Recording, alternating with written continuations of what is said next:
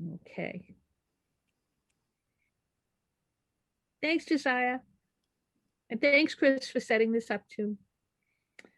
Okay, good morning, everyone. Welcome to the Welch Elementary School Building Committee meeting. Today is March 25th. We're beginning the meeting at 9:31. The meeting is taking place on the Zoom platform and is being broadcast by PATV. Thank them very much for that. And what we will do today is we will be going through our regular agenda with a lot of really interesting updates. So what I'm going to do is, the first thing I will do is I'll call the roll just so that we have attendance. I know some people sometimes have trouble getting on, and I will adjust this as we go forward. But right now, you can hold on 1 second. I'm just going to call out who I see here. I see Christina Del Angelo, Beth McGivern, Ed Colbert. Morning. Morning, Ed. Dan Doucette, Jillian Gonzalez, Vivian Lowe, Mike Burton, Chris Lord, Donna Danisco, Jeff Oxalita, Jen Stewart, welcome, Jen, Jim Hakey, Kara Migliosi, Mike Cox, Pete McGinn, and Ryan Melville. All right. Somebody has two sources on right now. Okay. Okay. All right, who's got two things going here? If someone has,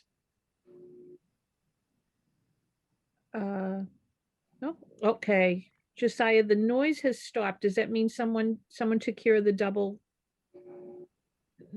usage? Okay. Okay, thanks. If everybody could do that, and then always feel free, raise your hand or, hit the reaction button, and we'll keep an eye on that if someone wants to speak. But okay, now, is there anyone that I did not call at the moment that is currently on this broadcast? Okay. And also, members of the public may be watching, and we might have we probably will have time for public comments. And if anyone wants to call in, there is a mechanism for that. It's on the screen. Okay. What we're going to do next is we're going to approve the minutes of our last meeting. The last meeting was February 18th. Would anyone like to make a motion to approve those minutes? I make a motion. Thank you. Motion made by Ed Colbert. Do I hear a second? Second. Second by Beth McGivern. Okay. Are there any questions, adjustments, or amendments to the minutes that anyone knows of?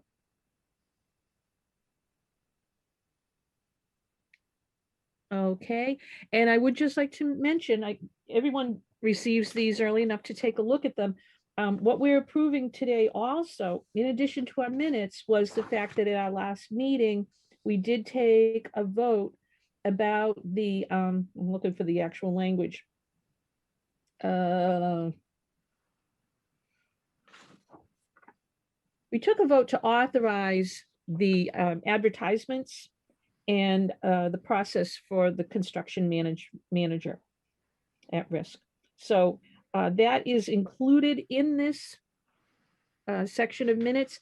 And if there's no further discussion, we'll go through a roll call vote. All right. Dr. Vidala? Dr. Vidala's not on yet. Jared Hockman? Okay.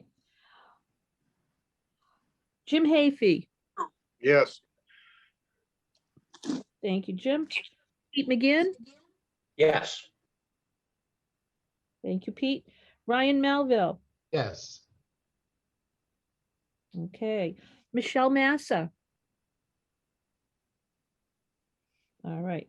Kara Migliosi. Yes. Thank you, Kara. Sorry, that was Michelle, Bev. I'm sorry. Oh, okay. Thank you, Michelle. Okay. This is Kara, yes. Okay. Thank you both. All right. Ed Colbert. Yes. Thanks, Ed. Jen Dort. Yes. Thanks, Jen. Beth McGibbon. Yes. Thank you, Beth. Carrie Ann Wheeler. Yes. Thanks, Carrie Ann. Well, Jillian yeah. Gonzalez. Yes. Okay. Sorry, folks. And that's, and I'm voting yes. Okay, and I will just check. Mayor Betancourt? Not on yet, okay. And Dr. Vidala. Jared, okay. It's a vote. The minutes are approved. Thank you. Okay, next item on the agenda, the update. I'm going to turn this over to Mike Burton and Christina and have you take us through the facility assessment. Sure. Yeah, so as you can see on the agenda, we have a couple updates for you today. Christine is going to walk you through most of that, and I do apologize, but I need to leave at 10 o'clock today, but the rest of my team will be here. So with that, why don't we just kick it off and see if we can get to where we need to by 10. Thanks, Mike. Hey, that's the goal. So the last time that we had met with the SBC, we had asked for approval on our preferred schematic report submission to the MSBA. And along with the preferred schematic report, goes hand in hand with the facilities assessment subcommittee. And it's a committee within the MSBA that requires that we receive approval from the FAS in order for us to proceed with our PSR approval. So we did meet with the facilities assessment subcommittee on 3/10. The FAS approval is required for us to move forward past the PSR, as I had said before. And the FAS reviews the preferred schematic report and confirms our assumptions on the program, the building elements, and everything is acceptable for us to proceed. And so after we did review our preferred schematic report and our program with FAS, one of their requirements is that we did include 2 sinks in every classroom. And so originally when we had proposed the program and the building elements within the AR plus 1+ option, we had only included 1 sink in every classroom because that is what is already within every classroom. And based off of preliminary review with MSBA, it was clear that in order for us to proceed, that they were going to require for us to include the 2 sinks. And so that is something that we will be moving forward with and including within the project itself. On top of that, though, I'm pleased to report that we did receive support and approval of our PSR to move forward with the MSBA.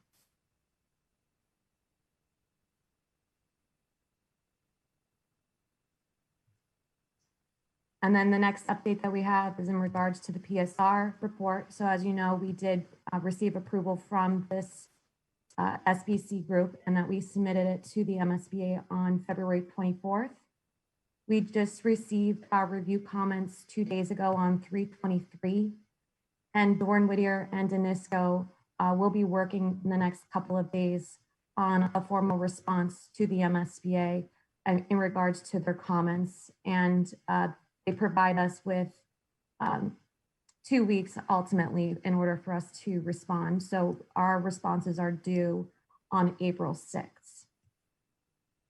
Just so the committee knows, these responses are fairly typical, and they were definitely no showstoppers. So we always anticipate a certain level of review comments. And so, as I said, nothing significant, and we don't see any problems. Yeah, I would just like to add, I think it was more than sufficient.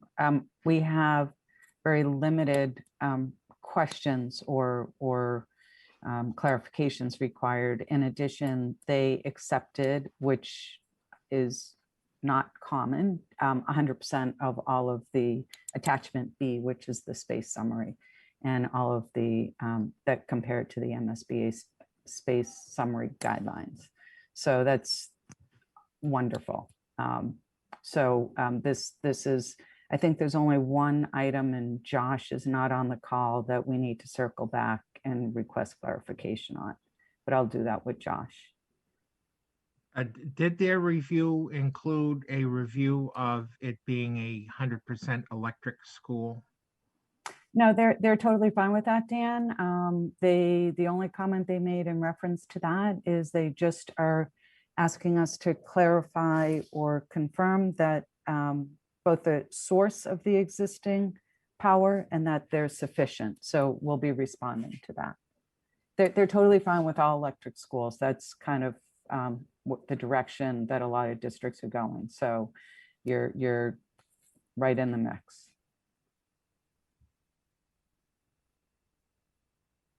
Thanks, Donna. Does anyone have any questions in regards to the FAS update or the PSR update?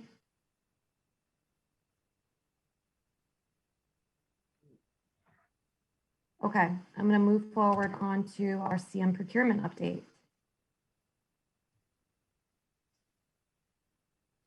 So as you know, our last meeting with the SBC, we had let you know as far as the request for qualifications and that process that we followed for procuring the construction manager for the project. We had pre-qualified 4 out of the 7 firms that had submitted qualifications for the project.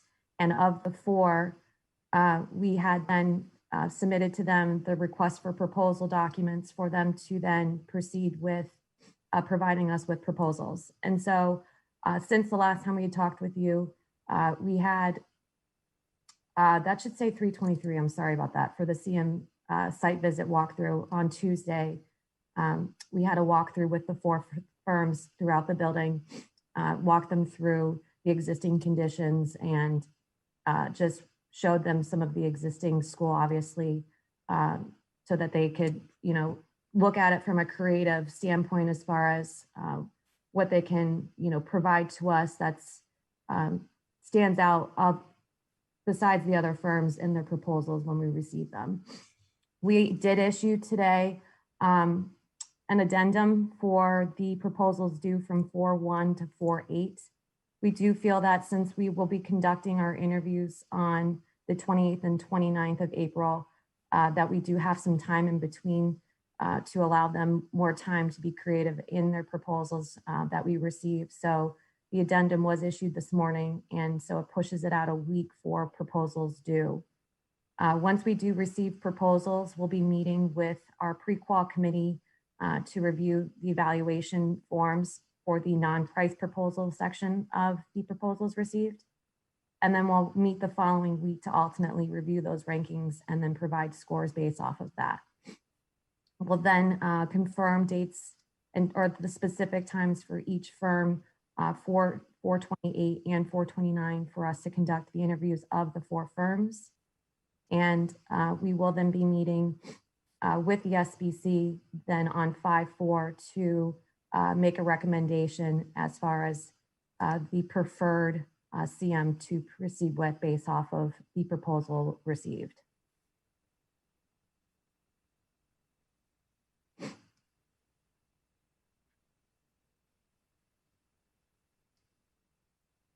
Does anyone have any questions in regards to the CM procurement schedule update? I just have one minor one. Your walkthrough was the 23rd, right, Christina? Yeah, that's what I just said at the beginning. I apologize. It happened on Tuesday, not today. Okay, all right. I don't know if you just want to correct that or not for the records. I can do that. Thank you.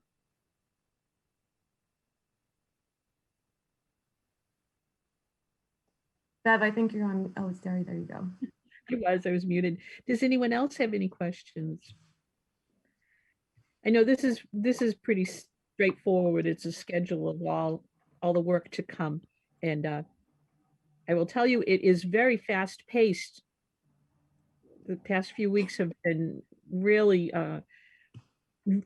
really a lot of work has gone to get us to this point. I want to thank the people who are working on that pre-qualification subcommittee and also to Dorn Whittier and Danisco. It's been intense and very interesting. So I don't want to scare anyone off from future service on these subcommittees. It's really cool. We get nervous when you don't ask questions. Okay, I think we're all set.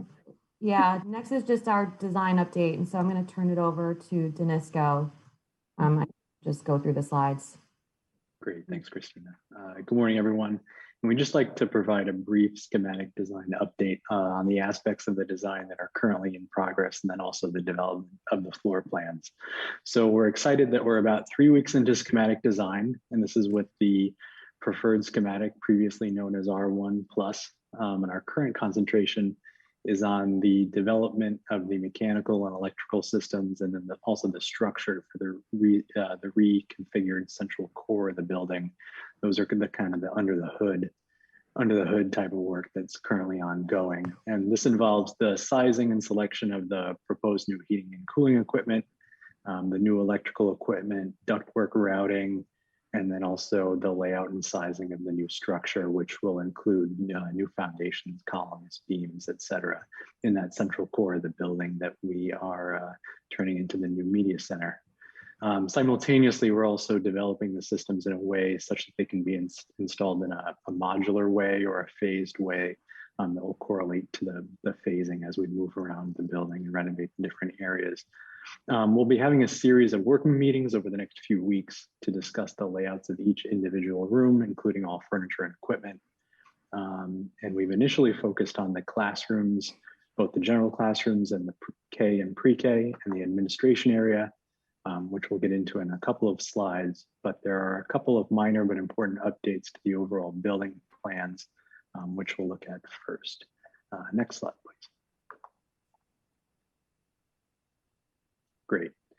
So the overall building organization remains the same as we've previously discussed, with the core academic spaces shown in light purple, organized by grade in different quadrants around the building.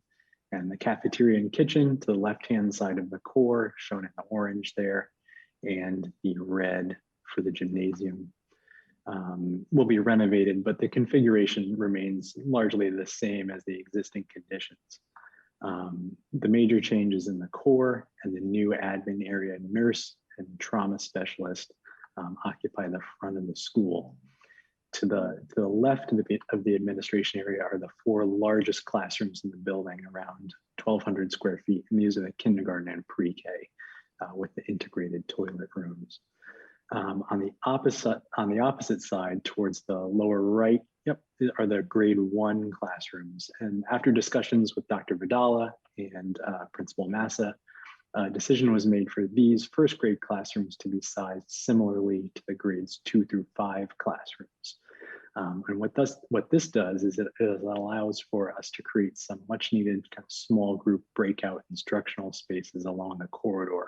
These could be used by any instructor in the school, and the proximity to the media center and the administration area is favorable. This also provides equity and future flexibility between all of the grades 1 through 5 classrooms. The reconfigured media center occupies the center hub of the building that's shown in gold. And just above that on the screen are the new multi-fixture toilet rooms, which are the student bathrooms for use during the day. These have moved from their existing location on the exterior wall. I just wanted to respond to some comments at the previous meeting that we're moving these for a couple of reasons. One of which is to give some views out. Currently those toilets occupy some good views out, so we wanted to give those to spaces occupied by people. But also from a phasing perspective, this allows the toilet room work to not occur over a summer. It can occur anytime during the year, while they'll build those new toilet rooms while the existing are still in operation. In this area, we're also planning for a single unisex or gender neutral student toilet for any student who would be uncomfortable for using the larger bathrooms for any reason. And the central location is favorable. If we move upstairs, the arrangement of the building up here remains basically unchanged, with grade 5 off to the left and grade 4 to the right, and the special education spaces centrally located where they can easily serve all students on both floors. We're also now able to accommodate a staff toilet next to the central stair on this floor. This has been a priority of the school staff. And so next we're going to get into an enlarged view of the administration area. This will be the new front of the building. So the main entrance is located to the lower left-hand corner of the building with a secured vestibule immediately adjacent to the office. And the office now has windows to the exterior to allow them to monitor the approach to the building and then to buzz visitors into the vestibule. From there, we're planning a transaction window between the office and the vestibule. This allows for the person in the office to check IDs and manage check-in prior to buzzing visitors in through the second pair of doors. The principal's office is strategically located behind the main office, also with an exterior window and interior windows, so the principal can monitor the approach to the building, both visitor check-in, and then also the interior reception desk. And this office is sized to accommodate small meetings of about 4 to 6 people. For larger meetings, we're planning a full-size conference room off the main office that will accommodate 12 plus people. A mail and duplicating room and a staff toilet, both shown in that light green, kind of round out the admin suite. The nurse's suite is shown in the darker green off to the right. And because it's immediately adjacent to the admin office, this allows for us to put a door in between the two. And this is convenient for parents who need to go directly to the nurse's area after checking in, and also for staff to go back and forth between the two if required. We'll be working over the next few weeks in determining the exact furniture and equipment for this area, but generally it'll include an exam and resting area, an oversized toilet room, and a separate nurse's office with a door for maximum privacy if that's required. We're also able to accommodate a door directly to the exterior from the nurse's office if privacy or discretion is required, but also for use by paramedics in an emergency. Say they needed to get a stretcher directly in there, they could do that. And then immediately to the right of the nurse is the trauma center. And we're showing this organized into 3 separate areas as well: a common area, a de-escalation area, and then also an office, again, for maximum privacy if that's required. And the trauma office is shown with a convenience door to the nurse's office and a door to the exterior for dealing with any medical or behavioral health emergencies. And again, the exact furniture and equipment of this space will be developed over the next few weeks. Next slide, please. So just finally, we'd like to review the proposed general classrooms here. The kindergarten and pre-K is shown on the left, and the general grades 1 through 5 is shown on the right. And I've oriented these 90 degrees from the overall plan. So in this image, the windows are along the left and right edge of the screen with a diagrammatic corridor kind of running down the middle. So starting from the middle and working out, these are where the classrooms are most similar. Both types of classrooms are equipped with a cubby area. These would have new student storage, so shown as individual cubbies here. They would also have wall cabinets above for ample amount of teacher storage. These areas would also be able to accommodate a half-moon table for small group instruction. The kindergarten on the left includes an integrated toilet room for the convenience of those students. And then the general classrooms on the right, that space is a small de-escalation area. And this space is flexible and it can be configured kind of as needed based on the student population.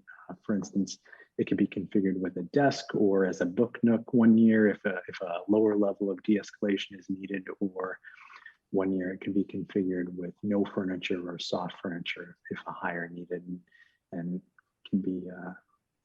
can be based on what the needs of the students are that particular year. Senator, I think we also want to Yeah. add that that space is designed to be flexible. So during other times, it could also be used for one-on-one instruction, right? So small group, not just de-escalation. correct. It's we're showing a marker board in there, and it can be used for a specialist that's a push-in specialist without kind of disrupting what else is going on in the classroom. And then common to each, centered on the teaching wall, we have a new marker board and rug area for student seating, with either tables or desks behind that for more formal student seating area. And then at the back of both classrooms, as mentioned before, is that double sink area and teacher storage as well.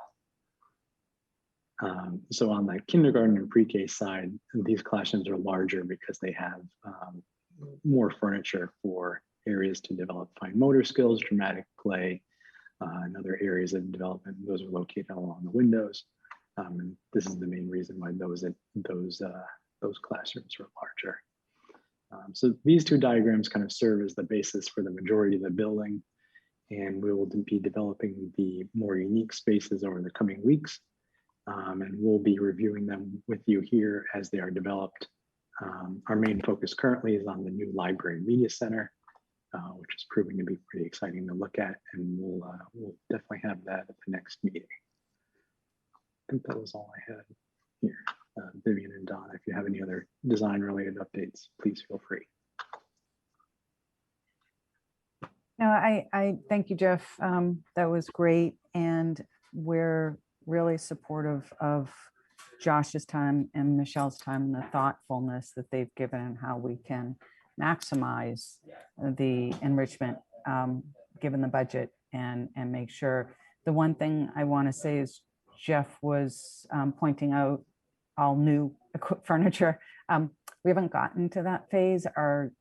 We have a budget and that's it for the FF&E. And so what we'll have to do is work with the district and Michelle to determine what is a priority. We would assume that the furniture in the classrooms would be a priority, but we cannot exceed MSBA's allowed $1,200 per student. So we'll just be managing that as we go along. But I just want to, it's not probably going to be all new furniture throughout the building, unfortunately. One comment about the reconfigured main office is that you have some like casework along the walls, like near where the vestibule is and so forth. That could go into the general contract as opposed to being furniture, correct? That is correct. Yeah. That'll be a balance between basically what we buy at and what budget. But yes, anything like that, Dan, can go either way. Mm-hmm. This is beautiful. Honestly, it's so exciting to see it and to see a lot of the things that you put in here. The doors to the outside from the nurse's office and then from the trauma specialist. That's really important because there have been times at Welch where children needed to be taken out in an ambulance and they would have to come through the center of the building, and it always seemed to happen when there were a lot of people there. This will maintain privacy and actually safety to get them out quickly. And that vestibule with the window, oh my gosh, that's been talked about for at least 20 years. So to see it in a drawing is fantastic from a security viewpoint and just from Oh gosh, it's really great. Thank you so much for doing that. And I also was really glad to see that in the classrooms, you're keeping a connecting door between each classroom, because that's really important too. And thank you for that staff bathroom up on that second floor. That's going to be truly appreciated. That's been more than 20 years. I know that was talked about when I first got there as a parent. Does anybody else have anything to say? Yeah, we would just like to, although this is a modest project, we are really, really excited about what we're able to do for the community of the Welch School. It really will, it's not going to seem like that much, but it hopefully will transform the facility and their experience. So we are really excited about this. And Michelle, I know Michelle's on the call, or was, I don't know, Michelle, if you have anything to weigh in on at this point, but I'm here. The only other thing that popped up as Mrs. Dortz in my office was talking about maybe as we grow and our numbers grow, we might acquire an assistant principal in the next few years, and we don't have an office for that space. But I know that we went through a bunch of different options and ideas, so I'm sure we could carve out a little bit of space for the assistant principal. We're planning on that. That's stay tuned next time. Great. We'll I think I have a plan for that, but awesome. Thank you. It's nice to hear. Sometimes these smaller projects where you don't have where you're confined to an existing building, it's even more time consuming and difficult than new. And Bev, we know you have a unique perspective on this project, so it's really nice to hear that. Thank you. Yeah, this all looks great. I just have one quick question. And I agree with everyone. It all looks great. And I'm sure the answer to the question is yes, but those smaller. Anybody else have any comments or questions?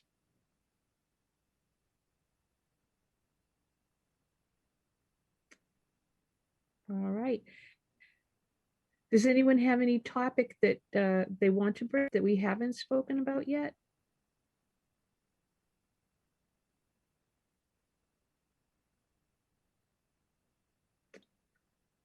Okay, forever hold your peace.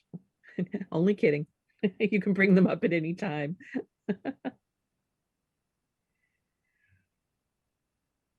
All right, let's see. What's the next item? Public comment? And I don't see anyone from the public on here.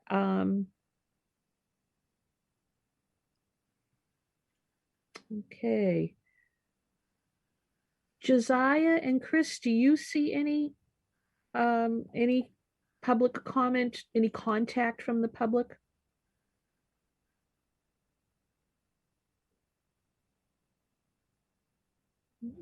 No?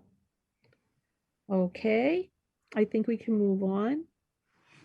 Yeah, so our next meeting we have, we will send out an invite, will be on May 6th.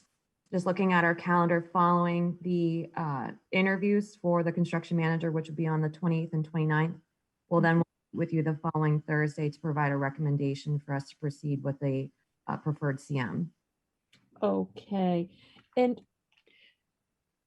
Christina, I do have one question in my notes from today. I had a meeting on 5 FOA concerning the recommendation. Is that a subcommittee meeting? That possibly could be a subcommittee meeting. Yeah, so we're going to set out some dates to our subcommittee as well as the SBC, just confirming what works for everyone's schedule. And we can just figure out that once we confirm in emails. Okay, all right, because I know April for everyone, because of school vacation, that impacts on our normal scheduling of the, like a monthly meeting. This way, we're going to push the April meeting for the full school building committee. That will be where we'll need your approval on the recommended construction manager. So in one way, you have April off. Yeah, April kind of messes with everyone because of April vacation. So it does. Right. So other than the OPM and the design team, the rest of us can put our feet up. We won't rub that in. But seriously, folks, if you have any questions on the scheduling, please let us know, but put it on your calendar. Our next Welch School Building Committee will be May 6th. Yeah, and we'll make sure we send out that invite today to everyone. All right. Are there any other questions from anyone? I think we're good. And oh my goodness, we almost did it at 10. Pete and Mike were almost safe. Okay, if there's no further questions, I'll take a motion to adjourn. Would anyone like to make that? Where's my buddy Ed? Ed, you Motion to adjourn. There we go. That's going to be your tradition, okay? That's it. That's what I'll There you do. go. All right. If there's nothing further, everyone have a nice day and we'll see you really soon. Thank you very much, everyone. Thank you, everybody. Take care. Bye. Good week.